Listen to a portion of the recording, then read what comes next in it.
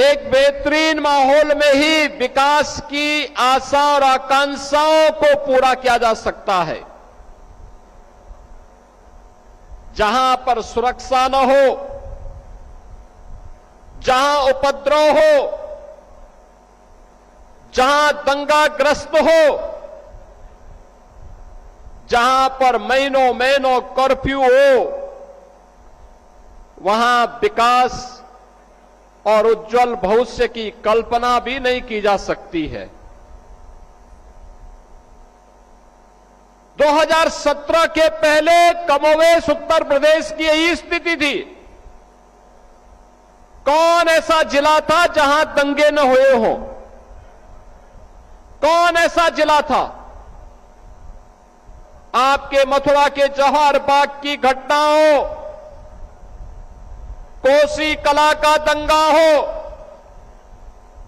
मेरठ और अलीगढ़ के दंगे हो या मुजफ्फरनगर के दंगे,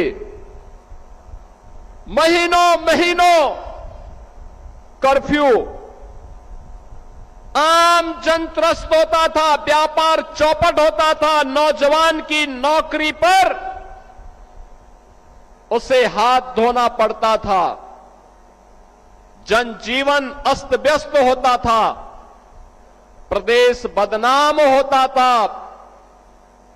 और आपने देखा होगा पिछले 9 वर्ष में उत्तर प्रदेश में कोई दंगा नहीं, कोई कर्फ्यू नहीं, कोई गुंडागर्दी नहीं। कल ही मुहर्रम का आयोजन संपन्न हुआ। अब मुहर्रम के नाम पर सड़कों पर वो उपद्रव नहीं होता है जो पहले तलवारबाजी के नाम पर राह चलते हुए लोगों पर हमले कर दिए जाते थे। ताजिया के नाम पर किसी गरीब की झोपड़ी हटा दी जाती थी, किसी का छज्जा तोड़ दिया जाता था, हाई टेंशन तार को जबरन हटा दिया जाता था। सरकार ने एक व्यवस्था बनाई, नहीं, एक गरीब की झोपड़ी और उसका मकान महत्वपूर्ण है। आप ताजिया की साइज को छोटा कर दीजिए, जरूरी नहीं है कि किसी गरीब का मकान हटे, छज्जा नहीं टूटेगा, हाई टेंशन तार नहीं हटेगा। आपको अपनी स्वयं के लिए ताजिया की हाइट को कम करना पड़ेगा। अगर लंबा करोगे तो हाई टेंशन तार की करंट की चपेट में आओगे, इसलिए नहीं होने देना चाहिए। और आपने देखा होगा इतने बड़े पैमाने पर जब मैं उसका रिव्यू कर रहा था, लगभग 12,000 जुलूस उत्तर प्रदेश के अंदर निकले। कोई दंगा नहीं, कोई उपद्रव नहीं, कोई कर्फ्यू नहीं, पता भी नहीं लगा। नहीं तो किसी के घर में जाकर के लोग नहीं भी चाहते होंगे तो भी उसके घर में जाकर के माइक की आवाज से ढोल और ताशा बजा करके तमाशा बनता था। आज वो तमाशा बंद हुआ है, शांतिपूर्ण ढंग से हर पर्व और त्योहार मनाया जा रहा है। यह सुखद अनुभूति का अवसर जब होता है, विकास तब होता है। मैं भी यहां पर मंच पर आने के पहले प्रदर्शनी देख रहा था, कितनी शानदार प्रदर्शनी विकास के लिए। कहीं हींग के लिए एक पहचान दिलाया जा रहा है, कहीं पर यहां के अन्नदाता किसानों की आमदनी को बढ़ाने के लिए, उनका वैल्यू एडिशन के लिए, पशुपालकों को घी के साथ, मक्खन के साथ, कहीं गुड़ के साथ जोड़ने का काम इसी जनपद में हो रहा है। अब हमारा हाथ रस भी विकास से वंचित नहीं होगा, बल्कि विकास की प्रक्रिया के साथ तेजी के साथ आगे बढ़ रहा है। बहनों और भाइयों, जहां पर हम यहां पर इस सभा के साथ जुड़े हुए हैं, यह हाथरस का औद्योगिक क्षेत्र है।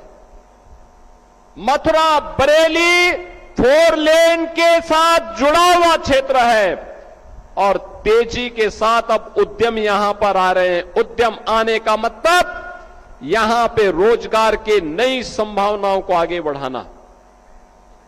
प्रोसेसिंग सेंटर लगेंगे। हमारा अन्नदाता किसान जो आलू उत्पादन करता है उसके जब प्रोसेसिंग केंद्र यहां पर लगेंगे, उसके प्रोसेसिंग सेंटर यहां पे लगेंगे, कई गुना दाम उन्हें प्राप्त होगा। कोल्ड स्टोरेज की उनकी समस्या का समाधान होगा।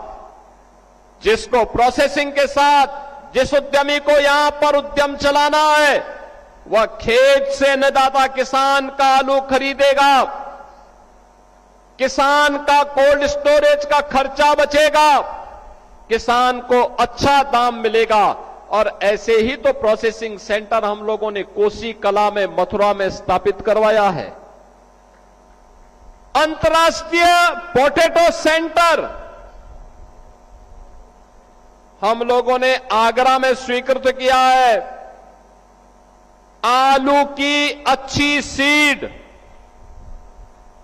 सही समय पे हमारे अन्नदाता किसानों को प्राप्त हो सके, इसके लिए इंटरनेशनल पोटैटो सेंटर हम लोगों ने आपके आगरा में स्वीकृत कर दिया है। और उत्तर प्रदेश इस दिशा में किस तेजी के साथ विकास कर रहा है कि आगरा में इंटरनेशनल पोटैटो सेंटर और वाराणसी में इंटरनेशनल राइस इंस्टीट्यूट का गठन हम लोगों ने किया है। अच्छी वैरायटी के सीड वहीं पर पैदा होंगे। अच्छा उत्पादन लेना है, लागत कम हो, उसके लिए अच्छा सीड पहली प्राथमिकता है और समय पे सीड अन्नदाता किसान को प्राप्त हो, यह आवश्यक है। आज उत्तर प्रदेश उस दिशा में अन्नदाता किसानों के लिए परिवर्तन करने के लिए आज आगे आया है। बहनों और भाइयों, ये डबल इंजन की सरकार प्रधानमंत्री मोदी जी के नेतृत्व में बिना भेदभाव के हरेक तबके के जीवन में परिवर्तन करने के लिए पूरी प्रतिबद्धता के साथ कार्य कर रही है। बिना भेदभाव के विकास सबका, सुरक्षा सबको,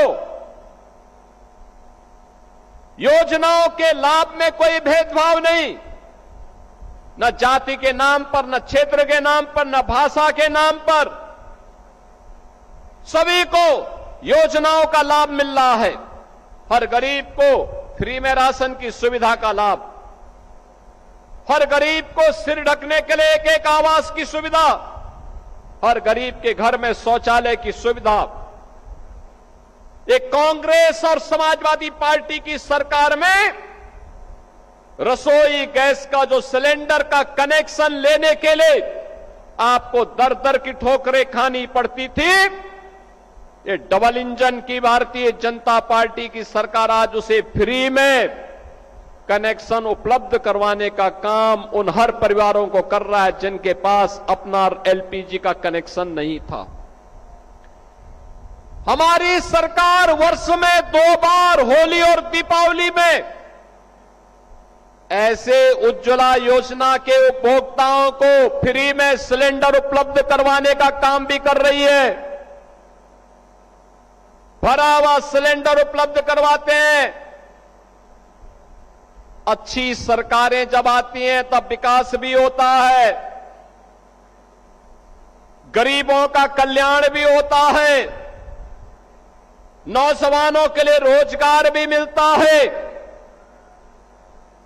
महिलाओं के स्वावलंबन के लिए कदम उठाए जाते हैं, व्यापारियों को सुरक्षा दी जाती है और अन्नदाता किसानों के जीवन में परिवर्तन लाने के लिए, उनके जीवन में खुशहाली लाने के लिए सरकार प्रभावी कदम भी उठाती है।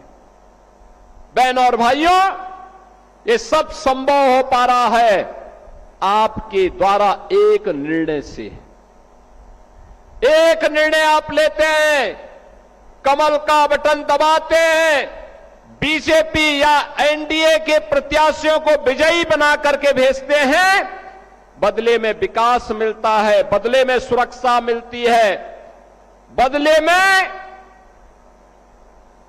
बेटियों की सुरक्षा होती है, व्यापारियों की सुरक्षा होती है, नौजवानों के लिए नौकरी की गारंटी मिलती है, अन्नदाता किसानों को खुशहाली लाने के लिए प्रयास होते हैं और जनप्रतिनिधि जी तोड़ मेहनत करके योजनाओं को अपने जनपद में लाने का काम करते हैं।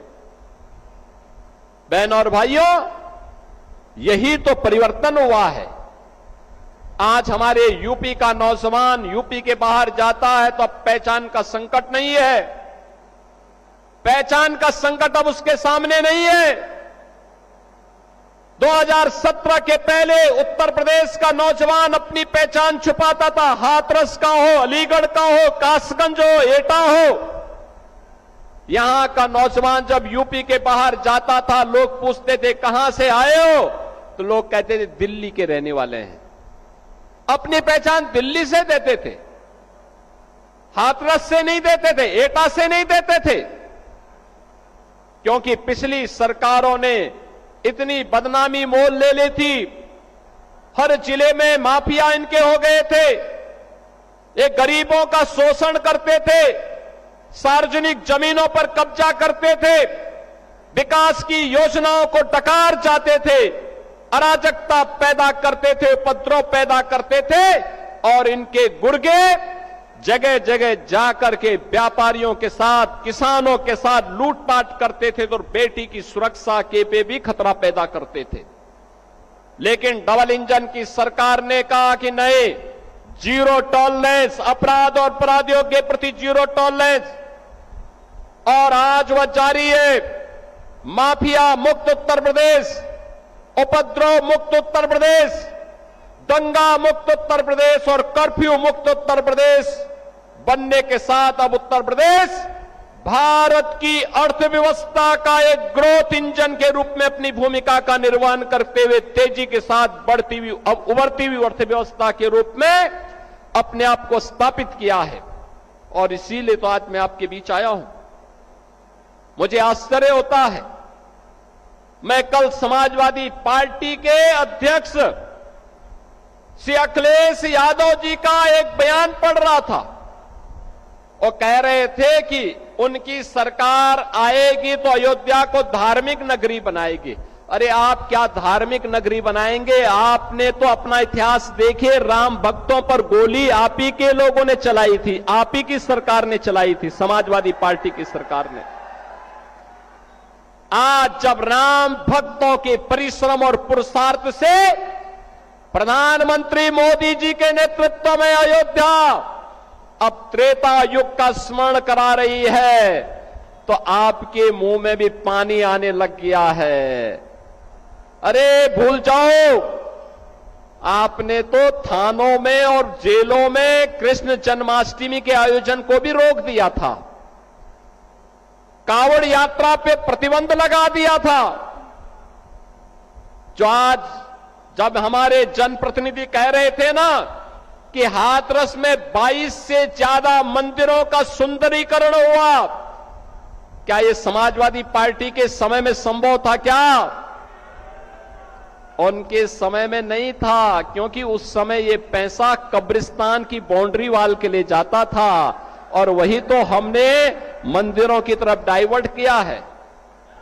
वही पैसा हमने इधर भेजा है कि कब्रिस्तान की आवश्यकता नहीं, मंदिर आस्था के केंद्र हैं। अखिलेश जी, अयोध्या को तो राम भक्तों ने सजा और संवार दिया है, आप उसकी चिंता मत करिए, पश्चाताप करिए, एक बार रामलला का दर्शन कर लीजिए, कम से कम इसी से और सद्बुद्धि आएगी।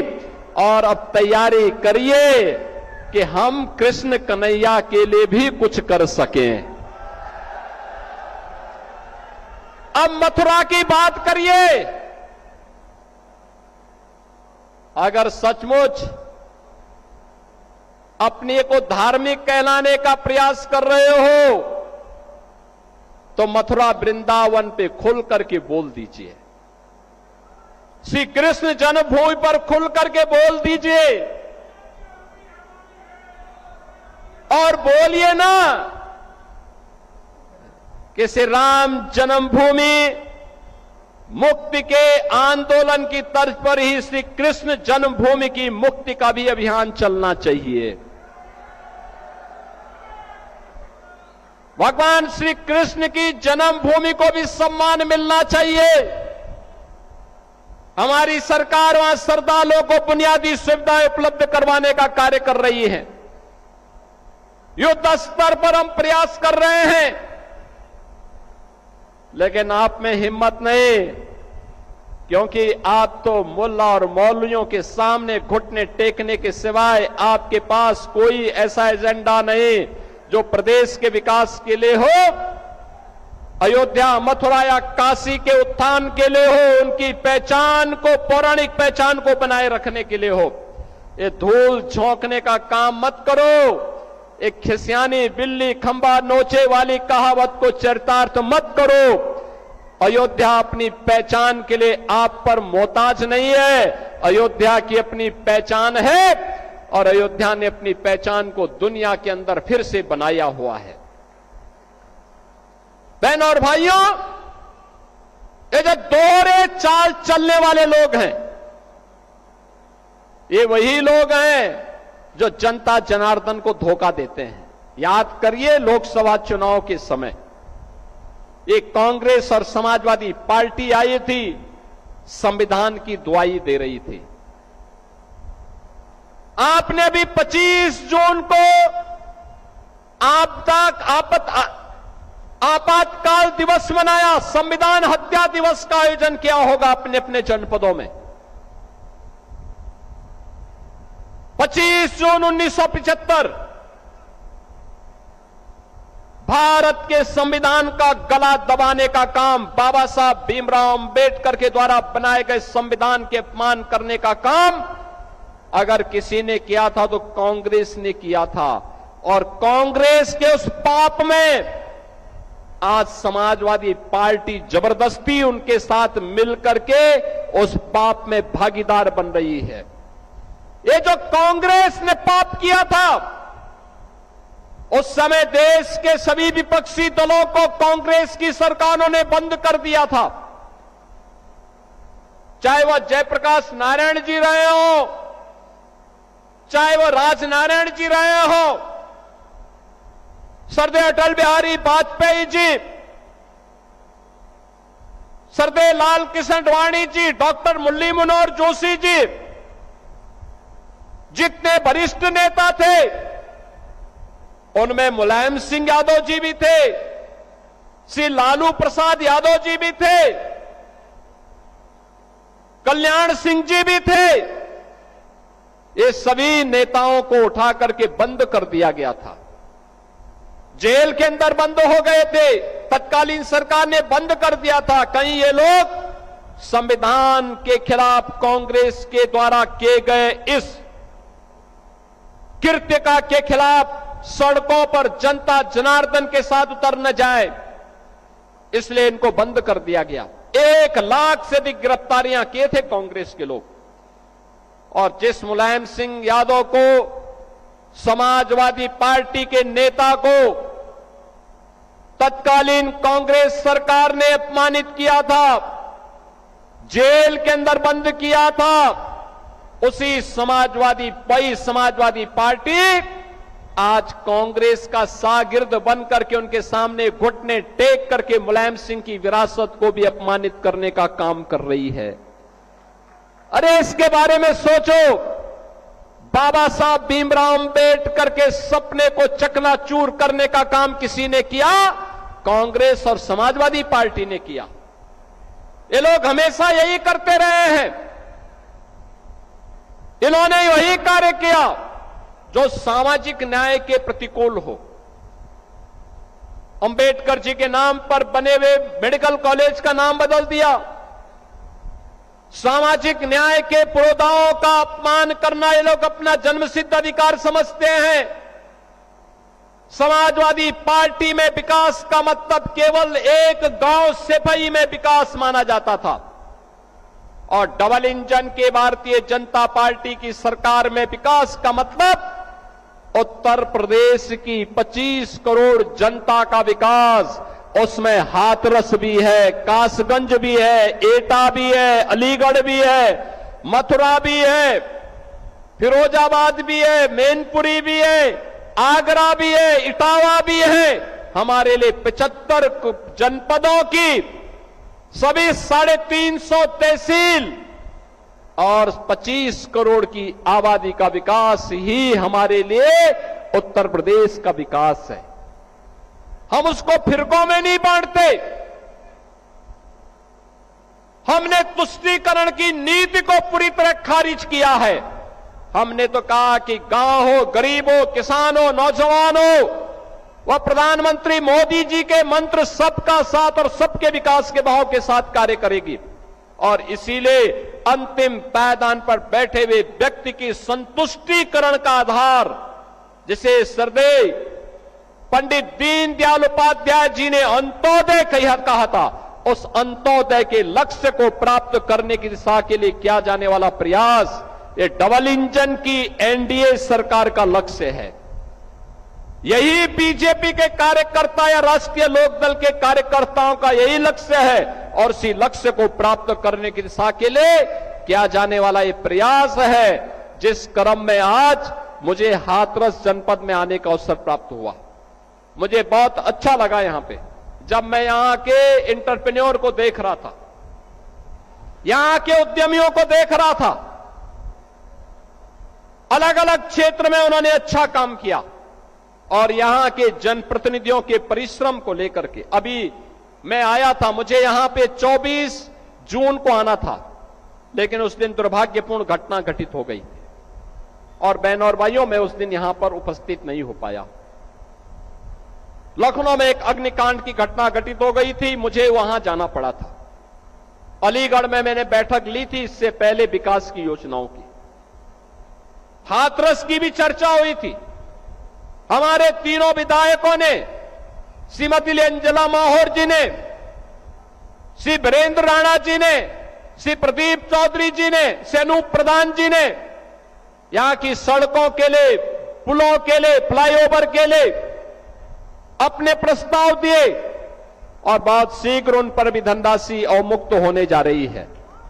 यहां पर विकास की जो भी परियोजनाएं होंगी, मेडिकल कॉलेज की समस्या का समाधान हो या फिर सिकंदरा राव के बस स्टैंड का समस्या, इस सब का समाधान के लिए हम लोगों ने धनराशि अवमुक्त कराई है। धनराशि स्वीकृत कर रहे हैं, कहीं लैंड आवंटित कर रहे हैं। ये सभी प्रक्रियाएं चल रही हैं और यहां पर जो ये औद्योगिक क्षेत्र विकसित हो रहा है, बहनों और भाइयों, हजारों नौजवानों के लिए नौकरी की सुविधा यहां प्राप्त होगी। यहां के हजारों नौजवानों के लिए बिना भेदभाव के, हाथरस के लोग, कासगंज के लोग, एटा के लोग, ये सभी लोग यहीं पे एक साथ एक छत के नीचे ये सुविधाएं प्राप्त करेंगे। हम लोगों ने लौह पुरुष सरदार वल्लभ भाई पटेल जी के नाम पर एक एम्प्लॉयमेंट जोन भी हम बना रहे हैं। किसी भी नौजवान के लिए अगर नौकरी की आवश्यकता है, वह रोजगार चाहता है, उसकी स्किलिंग होगी और वहीं उनको नौकरी और रोजगार की गारंटी भी मिलेगी। युवाओं के लिए नए उद्यमी स्थापित करने के लिए युवा उद्यमी स्कीम मजबूती के साथ आज कार्य की जा रही है। युवा 5 लाख रुपए तक का लोन पहले चरण में गारंटी मुक्त, ब्याज मुक्त, मार्जिन मनी के साथ, ट्रेनिंग के साथ उस नौजवान को उपलब्ध करवाई जा रही है। यही तो है डबल इंजन की स्पीड, मजबूती के साथ चलती है, बिना भेदभाव के सबको उपलब्ध करवाती है। और उसी को उपलब्ध करवाने के लिए आज मैं आपके बीच हाथरस में आया हूं। मुझे बहुत अच्छा लगा। हींग की खुशबू, देसी गाय के घी का स्वाद और यहां के गुड़ का स्वाद आज हाथरस को एक नई पहचान दिला रहा है। बहनों और भाइयों, इस प्रक्रिया को हमें मजबूती के साथ आगे बढ़ाना है। आलू किसानों की समस्या के समाधान के लिए सरकार कृत संकल्पित है। अन्नदाता किसानों के चेहरे पर खुशहाली लाना ये डबल इंजन सरकार का दायित्व है और उसके लिए आपने अच्छे जनप्रतिनिधि चुन करके भेजे हैं, अच्छे विधायक, अच्छे सांसद चुने, इसलिए विकास हो रहा है। और आपका मैं आह्वान करूंगा, विकास की प्रक्रिया अनवरत रूप से आगे बढ़े। विकास और विरासत का अद्भुत समन्वय निरंतर चलता रहे, इस विश्वास के साथ इस 550 करोड़ रुपए की इन परियोजनाओं के लिए मैं आप सबको बधाई देता हूं। पूरे हाथरस वासियों के प्रति अपनी शुभकामनाएं देते हुए वाणी को विराम देता हूं। धन्यवाद। जय हिंद। बहुत बहुत धन्यवाद। एक बार जोरदार तालियों के साथ अभिनंदन वंदन स्वागत परमादरणीय श्रद्धेय श्री माननीय मुख्यमंत्री जी का। जोरदार तालियां। जय जय श्री राम।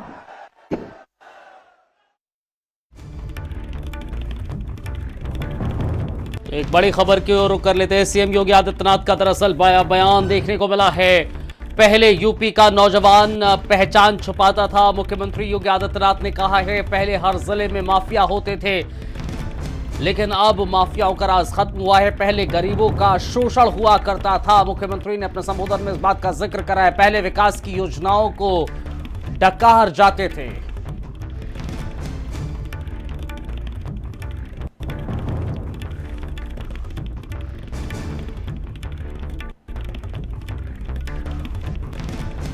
अखिलेश जी, अयोध्या को तो राम भक्तों ने सजा और संवार दिया है। आप उसकी चिंता मत करिए, पश्चाताप करिए।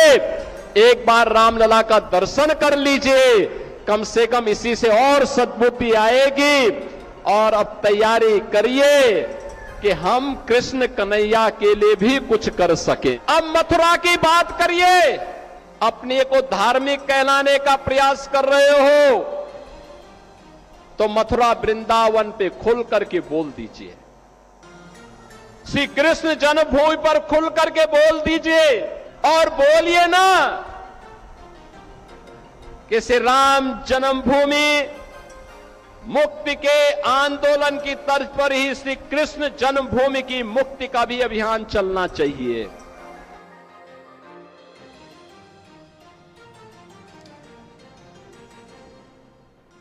चलिए बढ़ते हैं आगे।